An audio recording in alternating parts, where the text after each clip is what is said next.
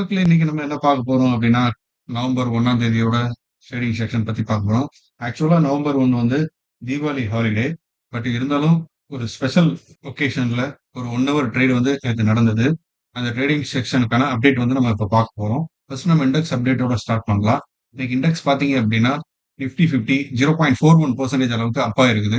Nifty next 50 பார்த்தீங்க அப்படின்னா 0.7% அளவுக்கு அப் ஆயிருக்குது. நிஃப்டி மிட் கேப் 150 பார்த்தீங்க அப்படின்னா 0.69% அப் ஆயிருக்குது. நிஃப்டி ஸ்மால் கேப் 250 இண்டெக்ஸ் பார்த்தீங்கன்னா 1.06 அளவுக்கு அப் ஆயிருக்குது. நிஃப்டி மைக்ரோ கேப் 250 இண்டெக்ஸ் வந்து 1.17% வந்து அப் ஆயிருக்குது. ஓவரால் அந்த 1 ஹவர் ட்ரேடிங் செஷன்ங்கிறது வந்து ஒரு நல்ல ஒரு பாசிட்டிவ் நோட்லயே வந்து முடிஞ்சிருக்குது. இதுக்கான நிறைய ரீசன் வந்து சென்டிமெண்டலான ரீசன்ஸ் நிறைய இருக்குது. ஸோ அதை நம்ம ஃபர்தரா பார்க்கலாம். நிஃப்டி 50 ஓப்பன் ஆகும்போது ப்ரீ ஓப்பன் பார்த்தீங்க அப்படின்னா ஒரு ஹியூஜான ஒரு பாசிட்டிவ் நோட்ல தான் இருந்தது. பட் ஓப்பன் ஆன கொஞ்ச நேரத்திலே வந்து ஒரு 0.47% அளவுக்கான ஒரு அப்லே வந்து நிஃப்டி 50 வந்து மெயின்டைன் ஆச்சு.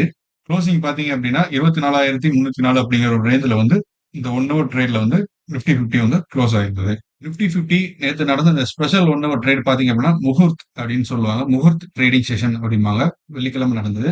இது பார்த்தீங்கன்னா ஃபெஸ்டிவல் தீபாவளிய ஒட்டி இது நடக்கக்கூடிய ஒரு ட்ரேடிங் செஷன். இது வழக்கமா எல்லா இயருமே வந்து இந்த முகூர்த் ட்ரேடிங் செஷன்ங்கிறது வந்து இருக்கும்.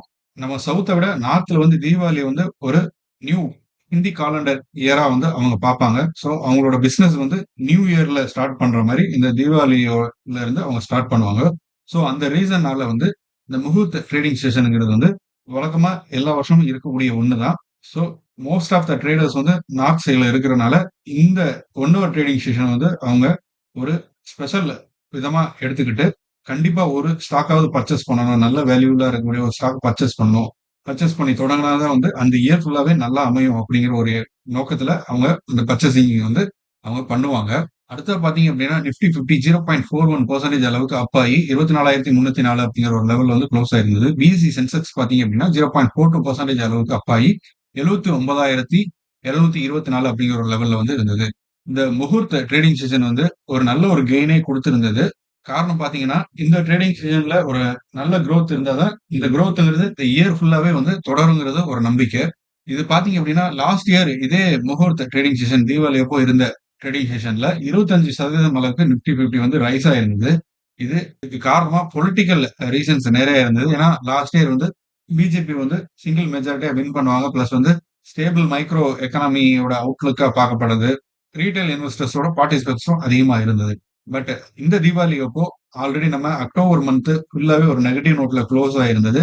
இன்னும் ரீட்டைல் இன்வெஸ்டர்ஸ்க்கு இருக்கிற பயம் வந்து இன்னும் போகல. இந்த சிச்சுவேஷன் கன்டினியூ ஆகுற ஒரு பயத்துல இருக்கிறதுனால ஒரு மினிமமான ஒரு லெவல்ல வந்து ஒரு பாசிட்டிவ் நோட்ல இன்னைக்கு நிப்டி 50 வந்து க்ளோஸ் ஆயிருக்குது. அக்டோபர் மந்த் பாத்தீங்க அப்படின்னா லாஸ்ட் ஒரு 4 மந்தாவே நிப்டி 50 ஒரு பாசிட்டிவ் நோட்ல தான் க்ளோஸ் ஆயிருந்தது. நல்லா அப்பாயி.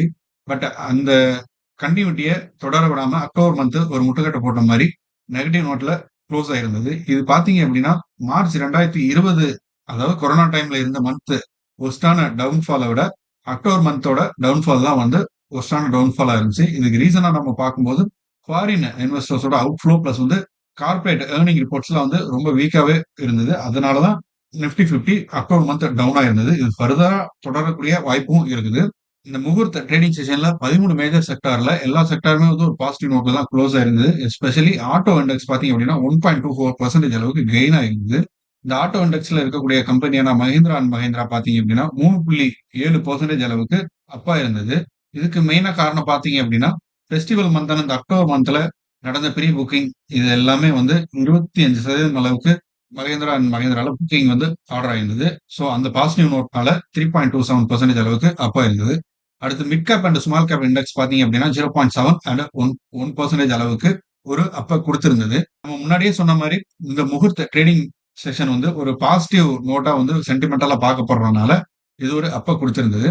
அடுத்து பக்கத்துல வரக்கூடிய நம்ம மார்க்கெட்டோட நிலவரம் எப்படி இருக்கும் அப்படின்னு பார்க்கணும் அப்படின்னா யூஎஸோட ரெசெஷன் டேட்டாஸ் பிளஸ் வந்து US presidential election domestic corporate earnings வந்து ஃபாரின் அவுட்ஃப்ளோ இது எல்லாமே இந்த நாளையும் பேஸ் பண்ணி தான் வந்து நம்மளோட நிப்டி 50யோட ட்ரெண்ட் வந்து எப்படி இருக்குங்கிறத நம்ம பார்க்க முடியும்.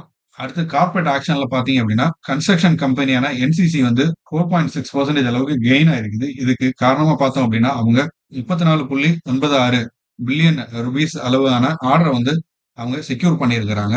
அடுத்தது ஹாஸ்பிட்டல் செயின் ஆப்பரேட்டரா இருக்கக்கூடிய நாராயண ஹிருதயாலயா பார்த்தீங்க அப்படின்னா 2% அளவுக்கு பங்கு விழுந்திருக்கு. இதுக்கு காரணம் பார்த்தீங்கன்னா, லோ குவார்ட்டர்லி ப்ராஃபிட் காரணமாக தான் இந்த பங்கு வந்து விழுந்திருக்குது. அடுத்து நம்ம நிஃப்டி 50 அண்ட் நிஃப்டி நெக்ஸ்ட் 50 இதுல இருக்கக்கூடிய டாப் 5 கெய்னர்ஸ் வந்து டாப் 5 லூசர்ஸ் பார்க்கலாம். நிஃப்டி 50ல Mahindra and Mahindra, ONGC, Adani port, BEL, Tata Motors இந்த கம்பெனில வந்து டாப் 5 கெய்னர்ஸ் ஆகும். Doctor Reddy, HCL technology, Britannia, Tech Mahindra, Adani enterprises இந்த கம்பெனில வந்து டாப் 5 லூசர்ஸ் ஆகும். நிஃப்டி நெக்ஸ்ட் 50ல பாத்தீங்க அப்படின்னா Zomato, PNB, Adani green energy, IOC, NHPC இந்த கம்பெனிஸ்ல வந்து டாப் 5 கெய்னர்ஸ் ஆகும். Godrej, Siemens, Lodha, ABB, Bose limited இந்த கம்பெனிலாம் வந்து டாப் 5 லூசர்ஸாகவும் இருக்குது. ஓவராலா பார்க்கும்போது டாப் 5 கெய்னர்ஸ்ல வந்து கவர்மெண்ட் செக்டார்ல இருக்கக்கூடிய கம்பெனிஸ் வந்து நல்ல அண்டர் வேல்யூவா இருக்கக்கூடிய கம்பெனிஸா வந்து நிறைய கன்சிடர் ஆனது மாதிரி தெரியுது. ஸோ அதனாலதான் வந்து என்ஹெச்பிசி, ஐஓசி, ஓஎன்ஜிசி, பெல்லாம் வந்து நம்ம டாப் 5 கெய்னர்ஸ்ல வந்து பார்க்க முடியுது. ஸோ இது ஒரு லாங் டேர்ம் நோக்கில் தான் வந்து மேக்சிமம் வந்து இந்த முகூர்த்த ட்ரேட் செஷன்ல வந்து மேக்சிமம் ட்ரேட் பண்ணுவாங்க. ஸோ அந்த பேசிஸ்ல தான் வந்து கவர்மெண்ட் ஓரியன்டா இருக்கக்கூடிய செக்டார்ஸ்லாம் வந்து ஒரு நல்ல பர்ஃபார்மன்ஸ் வந்து கொடுத்திருந்தது. அடுத்து நம்ம நல்லா பர்ஃபார்ம் பண்ண இந்த ஆட்டோ செக்டார்ஸ் ஓட சில டீடைல்ஸ் வந்து நம்ம பார்க்கலாம். இதுல டூ வீலர் சேல்ஸ் எல்லாம் பாத்தீங்க அப்படின்னா இந்த நவராத்திரியை ஒட்டி 4 to 5% அளவுக்கு இயர் ஆன் இயர்ல ஃபெஸ்டிவல் growth வந்து பார்த்திருக்குது. இது ஒரு நல்ல சேல்ஸ் தான். பேசஞ்சர் வெஹிக்கிள் பாத்தீங்க அப்படின்னா கொஞ்சமா இம்ப்ரூவ் ஆயிருக்குது. பிளஸ் வந்து நிறைய ப்ரீ புக்கிங் வந்து நடந்திருக்குது. மாருதி சுசுகி அண்ட் டாடா மோட்டார்ஸ்ல எல்லாம் ஓவராலா இந்த ஃபெஸ்டிவல் சீசன் வந்து கம்பேர் பண்ணும்போது லாஸ்ட் இயரோட சேல்ஸ் வந்து பெருசா இம்ப்ரூவ் ஆகல. டிராக்டர் டிமாண்ட் பாத்தீங்க அப்படின்னா ஒரு நல்ல ஒரு ரெக்கவரியாவே ஆயிருக்குது. growth பாத்தீங்க அப்படின்னா 2 to 4% வந்து இயர் ஆன் இயர்ல இருந்து இருக்குது. எம்எஸ்பி வந்து இன்க்ரீஸ் ஆனது இதுக்கு ஒரு காரணமா வந்து இருக்குது. கமர்ஷியல் வெஹிக்கிள் டிமாண்ட் பாத்தீங்க அப்படின்னா வீக்கனிங்கா தான் இருக்குது. இன்னும் ஒரு 4% தான் வந்து ஆயிருக்குது இயர் ஆன் இயர்ல. இது லாஸ்ட் இயர் கம்பேர் பண்ணும்போது இது வந்து பெரிய ஒரு growth கிடையாது. இந்த ஆட்டோமொபைல் செக்டார்ஸ் எல்லாம் வந்து இந்த ஃபெஸ்டிவல் வீக்ஸ் அண்ட் ஃபெஸ்டிவல் மந்த்ல வந்து நிறைய ப்ரீ புக்கிங் நிறைய சேல்ஸ் வந்து நடந்திருக்கு. ஸோ Q3 வந்து இவங்களோட பர்ஃபார்மன்ஸ் வந்து நம்ம எக்ஸ்பெக்ட் பண்ணலாம். இருந்தாலும் அந்த Q3யோட ஏர்னிங் ரிப்போர்ட்ஸ்மே வந்து ப்ரீவியஸ் இயரோட Q3 ரிசல்ட் கம்பேர் பண்ணும்போது அதை மீட் அவுட் பண்ணுமாங்கிறது சந்தேகம் தான்.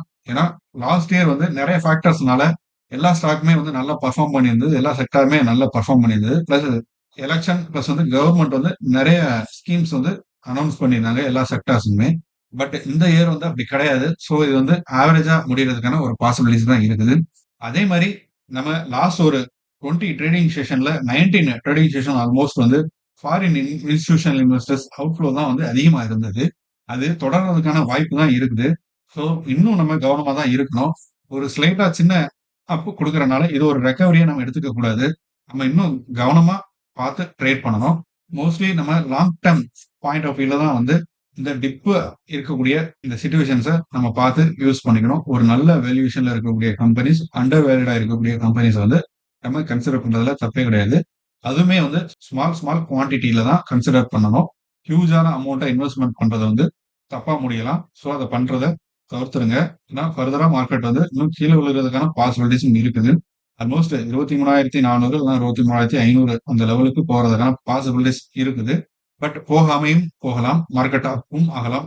ஏன்னா நாளுக்கு நாள் வந்து மியூச்சுவல் ஃபண்ட்ல இன்வெஸ்ட் பண்றவங்களோட எண்ணிக்கையும் அதிகரிச்சுக்கிட்டு இருக்கு. ஸோ ஏயும்க்குலாம் கிடைக்கக்கூடிய ஃபண்டும் அதிகமா இருக்கிறனால அவங்க வந்து மார்க்கெட்ல அதாவது டிஏஎஸ் எல்லாம் வந்து மார்க்கெட்ல நிறைய இன்வெஸ்ட்மெண்ட் பண்ணிக்கிட்டே போறாங்க.